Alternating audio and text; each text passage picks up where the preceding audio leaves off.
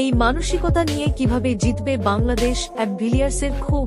দর্শক, বাংলাদেশের batting line up test, টি-20, ওডিআই সব ফরম্যাটে একই ধরনের ব্যাটিং।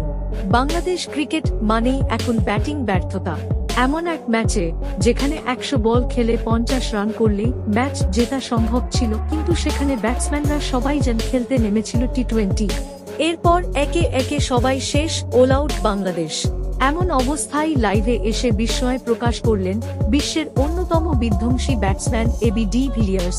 তিনি স্পষ্ট বললেন, যেই ম্যাচে ধৈর্য দরকার সেখানে ওরা ঝড় তুলতে যায়, আর যেই ম্যাচে ঝড় তোলার দরকার সেখানে ওরা টেস্ট খেলে।